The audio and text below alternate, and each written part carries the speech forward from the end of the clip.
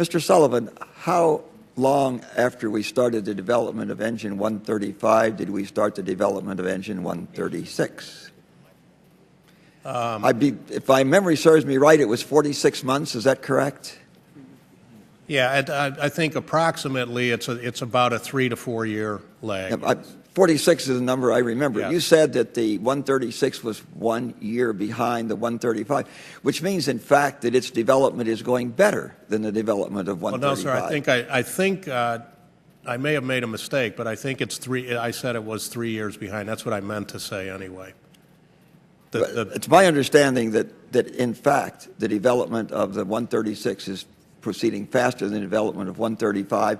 This 3 years behind 135 is because its development started 46 months, nearly 4 years behind. So it's in reality almost a year ahead of the development of 135, correct? I guess, yeah, if taking the 3 year, I'd have to look at that, but yes, it could be. We can take a look at that. If you say it's 3 years behind, that leads people to believe, gee, this is a lousy engine. They're even behind in development. The fact is they're in fact ahead in development. It was planned. Yeah, the program was planned to be 3 years behind so that they could ramp into competition.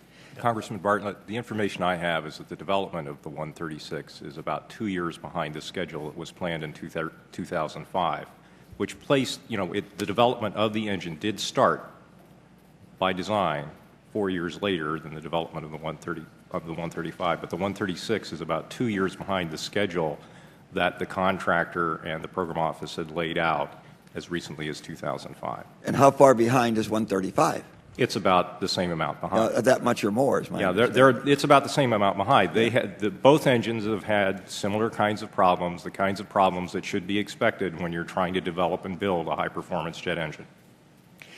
Dr. Carter, in both your written testimony and your oral testimony, you noted that analysis and cost estimates done in November of 2009 showed that the program would trigger a Nunn-McCurdy breach. How come we didn't know that then?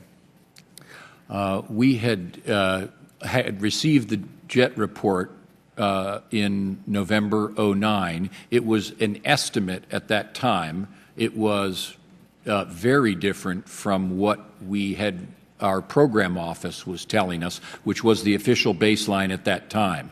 It was then around the turn of the year that we completed our review of the jet estimate and concluded that the jet estimate and not the program office estimate was the more realistic of the two.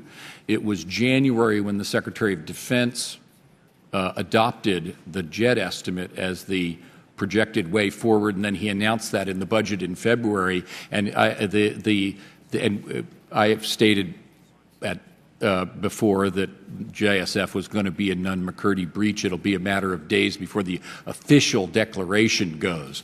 But once we accepted the jet estimate or adopted that, that meant that the program would be in Nunn-McCurdy breach because the forecast of the program's progress made in the jet estimate suggested greater than 50% cost growth, which is the trigger for Nunn-McCurdy.